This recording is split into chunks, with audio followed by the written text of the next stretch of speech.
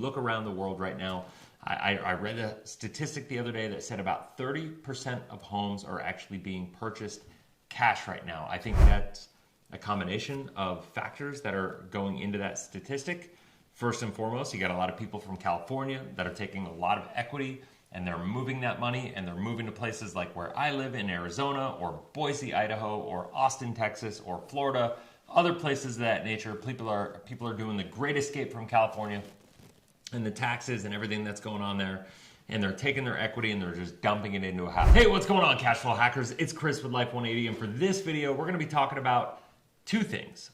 First, why your primary home is not an investment. And secondly, why you should never pay cash for your house, which probably sounds crazy to a lot of people because of the fact that when you look around the world right now, I read a statistic the other day that said about 30% of homes are actually being purchased cash right now. I think that's a combination of factors that are going into that statistic. First and foremost, you got a lot of people from California that are taking a lot of equity and they're moving that money and they're moving to places like where I live in Arizona or Boise, Idaho, or Austin, Texas, or Florida, other places of that nature. People are doing the great escape from California and the taxes and everything that's going on there. And they're taking their equity and they're just dumping it into a house. Now for those people, I would say that paying cash for your home is not the way to go. Your primary home is not an investment, and I think by the time you get done watching this video, you're going to understand what I'm talking about. Now, on the other side of it, I think a big portion of the money that is actually being spent on houses in cash are actually private equity firms, and there's a lot of information, documentation out there showing that this number of 30% of homes being purchased cash right now is a very skewed number because of the fact that we have such a high percentage of private equity firms gobbling up the inventory in the markets, and that's leading to a lot of challenges from a lot of perspectives. So without further ado though, let's get into this. I got a calculator, I got some documentation I want to share with you that I think is going to help kind of bring the numbers to life for you to help you understand. And what really inspired this video is I had a conversation with a gentleman this morning who was going through trying to make some decisions about what to do with his home. And so I want to share this scenario specifically with you. So here we go. So you can see that this gentleman has a house. It's worth $411,000, so just over 400 grand. Now, he originally, I must have clicked on this here. So he actually bought this house for $119,000. So most people would look at this house. He bought it back in 1995. Most people would look at this house and say, well, $119,000 then, paid for it in 1995. 27 years later, that house is worth $411,000. So, man, what a good return on investment. Now, there's a couple things to factor into this. Is A, when you look at the fact that inflation has gone up, so that house should be worth more, and B, the fact that the interest rates have been coming down and down and down. If you understand anything about interest rate history, interest rates were higher in 1995. They've been dropping, and that ultimately drives housing prices up. If that doesn't make sense to you, make sure you subscribe to the channel, follow. I've got a lot of videos that explain this content in much more depth. But here's the deal. This is why your home is not a good place to what we call park your money, right? Your home is not an investment. That's ultimately what that means. Now, here's the deal. Improvements and expenses. If you were to look at this house and say, I bought it for $119 and it's worth $411, you have to take into account the expenses that go into managing that investment. If you look at your primary home as an investment, these are things you need to take into consideration. Just like if you bought a mutual fund or a stock or a business, and that business grew from $119,000 in value and didn't produce any cash flow for you, and then you sold it for $411,000. The question is, how much expense went into building that business? What were the taxes? What was the overhead? What was the operating expenses that went into it, right? You have to think about that. So from a primary home, what we did is we looked at this. He said over that 27 years, he put about $60,000 of improvements into the house, which is just natural over a 27-year period. We don't want our homes to be dated. We want to make sure that they're up to date, that we redo the tiles and the cabinets and the flooring and probably some siding, and a roof has to get redone. We have landscaping that needs to get done, all that stuff. So my guess is honestly this number for him is actually low. On the 60 grand side, it's probably low. That said, it is what it is. I'm just using his numbers. Taxes. So he's paying over $5,000 a year in taxes. Back when he first started, they were around $3,000. So we averaged out 27 times about 4, and that's about what we have with $135,000 in taxes. The ballpark, that's what we're going with. And then we have insurance of $11,000, which is about $400 to $500 a year is what we banked on. So now, once again, this doesn't account for other expenses that would have potentially gone into this house, the little things that happen on a year in, year out basis that nobody tracks, nobody keeps track of.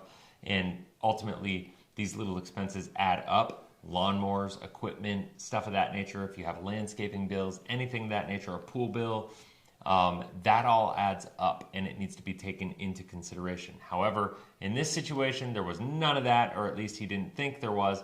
But look at this. So it's worth $411. He bought it for $119, but he put a total of $206,000 in improvements and operating expenses into the house. That's how much his holding cost for that house was, right? So what does that come up with? That comes up with a compound rate of return, meaning the average rate of return on this house is 0.87%. That is less than 1%, which, by the way, means that the value of this house, the appreciation after expenses, did not even keep up with the power or with the purchasing power based on inflation, meaning his effective purchasing power by looking, if he did look at this house as an investment, which this guy didn't, by the way, he really understood what was going on.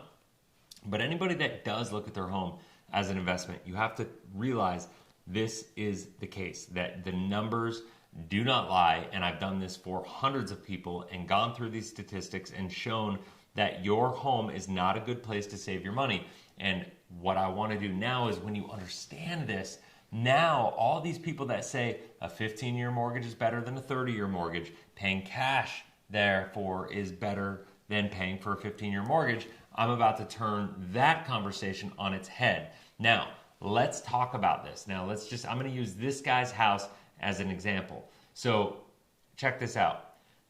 He bought a house, $119,000 back in the day. Let's just take a different house. Let's take a new house now for this conversation and say you got a $400,000 house, okay?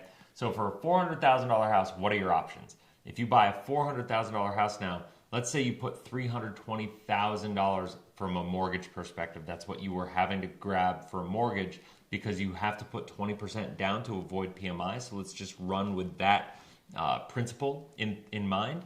And so basically, $400,000 house, you get a $80,000 down payment. You have a $320,000 mortgage. So let's just say you decided, hey, I want to not do a $320,000 mortgage. I want to just take that lump sum and I just want to pay cash the whole time. Well, check this out. An investment rate of 4%, if you were to able to save this money and get 4% over a 30-year period, that opportunity of that money to grow, it would grow to $1,060,319, right? $1,060,000 off of $320,000 over a 30-year period. Now, here's the deal. Why do people not want to get a mortgage? Why do people want to pay cash? Well, people want to pay cash because they want to avoid interest. Now, at the time I'm filming this video, it's about 5.1%, but I'm going to be really, really conservative here and say it's 5.5% and assume that interest rates are going to keep going up. So this video is relevant for a little bit longer, right? And so the idea here would be saying, I want to avoid mortgage because there's no place that I can get a guaranteed rate of return at 5.5%, which, by the way, they're right. There's no way you're going to get a predictable rate of return of 5.5% year in, year out. A lot of people would argue you could get investment returns higher than that, but there's still risk that comes along with that. So I would agree. You don't want to take a lot of risk from money that would be going into your home equity. You want to make sure that that money is going into an account that is going to grow predictably and on some sort of guaranteed basis over a period of time, right? So that's first and foremost. Now, what we're looking at here is $320,000, 5.5% mortgage rate, 30 years. That's going to get you a principal and interest payment of $1,817. your sum of your principal and interest is $654,000, right? So what does that mean?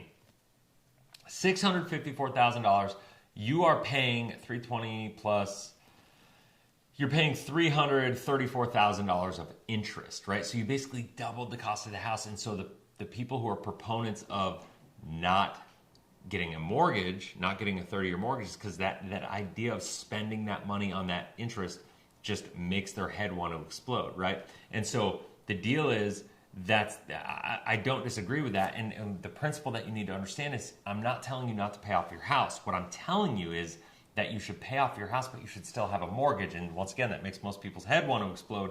But in doing that, I'm saying I want you to have money in a side account that grows and is enough to pay off your house, right? I want you to have the money so if you needed to, you could stroke a check and have your house paid off. However, at the same time, I want you to have a mortgage and all the benefits that come with that, because if you look at this is a 5.5% mortgage, and even taking that $320,000 and only earning 4% over the years, that's $1,060,000. So what this is telling me is that the opportunity cost of paying cash, the opportunity cost of paying cash and not getting the mortgage because you wanted to avoid the interest expense, well, when you put the money into a mortgage, or when you put the money into a house, right, that house isn't going to go up or down in value regardless of whether you have the equity paid off and you have all that equity in your house, or if you have a mortgage. That doesn't impact the asset component of your house at all. It's going to go up or down in value the same way, regardless of how much equity you have in it, right? And so the key thing to understand here is that the opportunity cost is the spread between the $1,060,000 and the $654,000, which in this case comes up to about $406,000, right? So what this is telling me is that your decision, if this were you, in trying to go pay cash for this house, functionally and actually mathematically is going to cost you $406,000 of wealth potential over that 30-year period. I don't know about you, but when I look around the world and I look at the statistics of the average American family that has less than $200,000 at the age of 60, this one decision can have an impact on putting you at having 2 times more money in retirement with just this one decision than the average American family. And so that is an extremely important thing, because here's the bottom line. Most people, your primary home is going to be the biggest asset that flows through your hands than any other asset in your life. And so when you take that into consideration, it's important to understand that how you handle this is probably going to have the greatest impact on your financial outcomes and your desires and your objectives with your money, right? And if you understand anything about retirement, how you plan and how you accumulate and how you save your money, how you invest for cash flow, and ultimately how you prepare for the distribution years of that money is absolutely vital. And the bottom line is how you handle your house and your mortgage and the assets that you utilize and leverage to get there are extremely important. This is what I know about what's going on in the world right now. We have an asset bubble going on right now, and asset prices are high. Now, could they keep going? I think it's kind of absurd, but the bottom line is the prices could keep going up. Who knows? What I am doing right now, though, is I'm telling everybody that you should prepare for both. You want to put yourself in a position where you can ride the market up and take advantage of the housing prices going up, but you also want to protect yourself on the downside. And if deflation happens, if the bottom falls out of the house market like it did back in 2008, you want to make sure that you control the capital, the equity in the home. If you have excess amounts of equity in your home and you're not controlling that capital, what means is you're taking on that market risk in the real estate market. What I'm saying is you should cash that money out, whether it's through a cash out refi, whether it's through selling your house. Well, if you sell it, you're going to lose some potential upside. So just take that into consideration if you do that. But really, really think about this stuff. Control that capital, because it's for most people, a high portion of Americans' net worth is held inside of the equity in their homes, and that could be vanished in like literally a matter of months, and we could see just a complete collapse in the market the same way we saw in 2008. Now, I know a lot of people are thinking, well, supply is up, or supply is low, demand is high, and things are looking good. I've done videos on this. I agree with that sentiment I guess to a certain extent, but the bottom line is I think that it's not going to take a lot for demand to come down with raising interest rates. As supply comes up, as soon as those numbers meet in the middle, we are going to have a housing crisis, and it's going to get ugly. So anyway, I hope that makes sense. If you have any questions, make sure you leave a comment in the comment section below.